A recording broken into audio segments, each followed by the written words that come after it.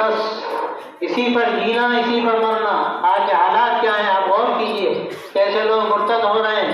کیا ہماری ذمہ داری نہیں کہ ہم فکر کریں اللہ کے بندوں کی، کہ اللہ کے بندے ایمان میں آئیں، اللہ کا یقین پیدا کریں۔ زندگی کتنے دن کی ہے؟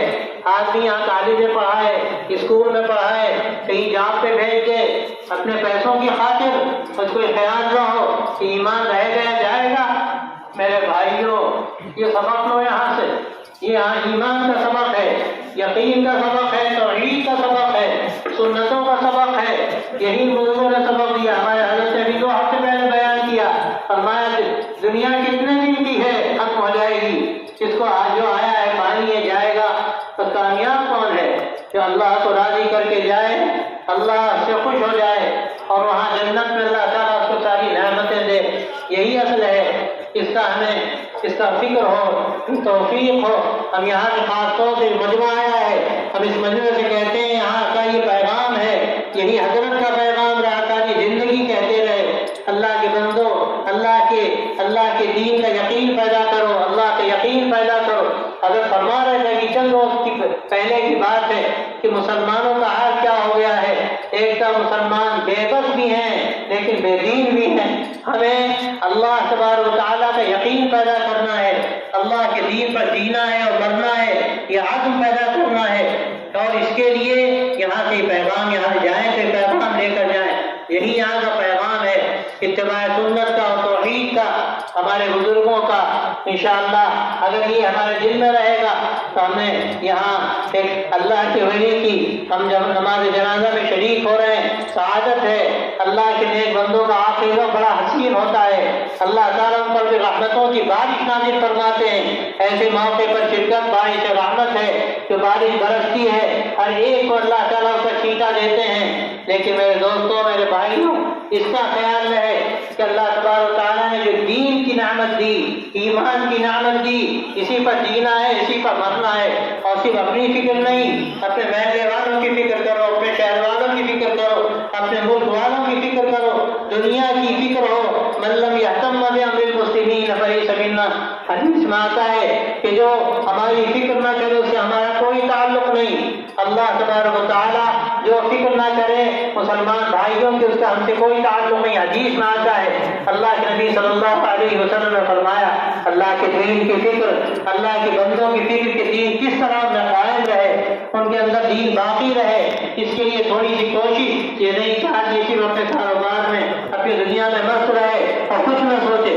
تو میرے دوستو، یہاں سے سبق لے کے جائیے، یہ پیغام لے کے جائیے کہ ہمیں دین پہ جینا ہے، دین پہ مرنا ہے۔ کوئی کچھ بھی کر لے لیکن ہم دین سے دستبردار نہیں ہو سکتے، اس کے ایک نقطے سے دستبردار نہیں ہو سکتے۔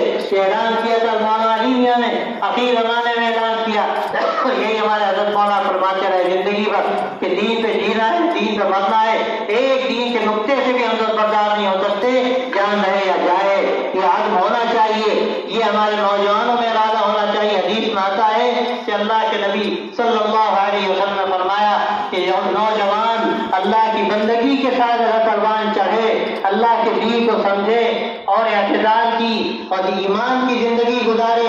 یہ نہیں کہ جذباتیت تو پیدا ہو گئی اپنا کام نکالنے کے لیے، لیکن دین کے لیے جذبہ پیدا نہ ہو، توحید کے لیے جذبہ پیدا نہ ہو، سنتوں کے لیے جذبہ پیدا نہ ہو، اللہ کے نبی صلی اللہ علیہ وسلم کے دین کے لیے جذبہ نہ ہو۔ اس کے لیے آپ نے قربانیاں دی اور ہم نے آپ کے دندان مبارک شہید ہوئے، اور آپ صلی اللہ علیہ وسلم نے سب کچھ قربان کیا جس دین کے لیے، ہمیں اس دین کی پرواہ نہ ہو۔ تو میرے دوستو، یہ یہاں کا جو پیغام ہے اس کے خلاف ہے۔ آپ جس محبت سے آئے ہیں آپ طے کر کے جائیے کہ انشاءاللہ ہمیں گھر گھر دین پہنچانا ہے، ہمیں دین کا پیغام گھروں میں عام کرنا ہے، اپنے گھر سے شروعات کرنی ہے۔ کوئی کام بھی اگر دین کے خلاف ہے ہم طے کریں کہ انشاءاللہ ہم توبہ کر کے اللہ کے حکموں پر چلیں گے۔ اور سب سے بڑھ کر اس پہ توحید ہے، ایک اللہ ہے جو کچھ ہوتا ہے سب وہی کرتا ہے۔ الا لہ الخلق والامر، کام کھول کر سن لو، اسی کا کام ہے پیدا کرنا اور اسی کا کام ہے دنیا کا نظام چلانا۔ یہ نظام اللہ چلا رہا ہے۔ آپ کیا سمجھتے ہیں؟ یہ حکومتیں نہیں چلا رہی، بڑی بڑی طاقتیں کیا سمجھتی ہیں؟ ان کے ہاتھ میں کچھ نہیں، سب اللہ کے ہاتھ میں ہے۔ اللہ تو کھڑا کرتا ہے، کبھی اپنے دشمنوں کو بھی کھڑا کرتا ہے اور اپنے دوستوں کی غلطی پر اپنے دوستوں کو پٹواتا ہے اپنے دشمنوں سے۔ میرے دوستو، ہمیں توبہ کرنی چاہیے اور یہ عزم کرنا چاہیے کہ ہم انشاءاللہ اللہ کے دین پر رہیں گے، اللہ کے دین پر جئیں گے، اللہ کے دین پر مریں گے۔ یہی یہاں کا پیغام ہے۔ اسی کے لیے آپ یہاں پر آئے، ایک اللہ کے ولی کے جنازے میں آئے تو آپ یہاں سے پیغام بھی لے کر جائیے۔ اگر بار بار کہتے تھے کہ ہر آنے والے کو سبق دو، یہ جو لوگ آئے یہ خالی ہاتھ نہ جائیں، ان کو تحفہ دو، ایمان کا تحفہ دو، سنتوں کا تحفہ دو، اللہ کے نبی صلی اللہ علیہ وسلم کے دین کا تحفہ دو۔ یہاں کے بزرگوں نے جس کے لیے جانے دی، سید احمد شہید رحمۃ اللہ علیہ شہید ہوئے اور اللہ کے بندوں نے جانیں کھپا دی۔ ہمارے حضرت عقیل میں بے چین رہتے تھے، روتے تھے راتوں کو، امت کے لیے روتے تھے۔ تو یہ پیغام ہے، اس کو سمجھنا ہے، کسی کو لے کر جانا ہے اور گھر گھر یہ پیغام پہنچانا ہے کہ انشاءاللہ ہم دین پر رہیں گے، دین پر جئیں گے، دین پر مریں گے، اللہ کے شکر ہوں گے۔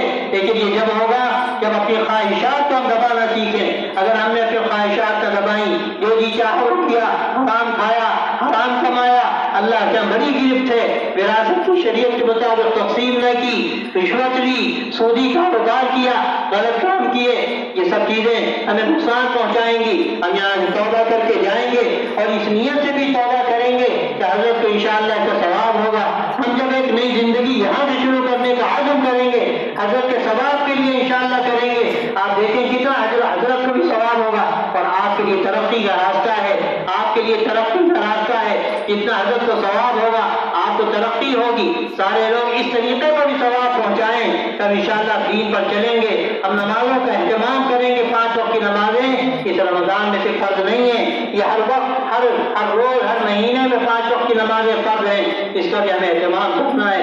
انشاءاللہ اگر آپ نے طے کیا تو آپ کے نیک اعمال کا ثواب حضرت کو ملے گا اور یہی یہاں کا پیغام ہے۔ میں آپ حضرات سے یہ درخواست کرتا ہوں کہ چند باتیں میں نے اس لیے عرض کر دی کہ کچھ وقت کا ابھی 5-7 منٹ باقی ہیں۔ اب میرا خیال یہ ہے کہ جس سے آپ لوگ بیٹھے رہیں، اگر کسی کو سورہ یاسین شریف یاد ہو، ایک مرتبہ سورہ یاسین شریف پڑھ لے، اور یاد نہ ہو تو جتنی مرتبہ قل اللہ شریف پڑھ سکے پڑھے، ایک مرتبہ یاسین پڑھنے کا موقع ہے، اس کا حضرت کو اشارہ ثواب کرے، انشاءاللہ حضرت کو فائدہ ہوگا، آپ کو ہی فائدہ ہوگا۔ اب ایک مرتبہ سورہ یاسین پڑھ لے اور جس کو یاد نہ ہو کہ قل اللہ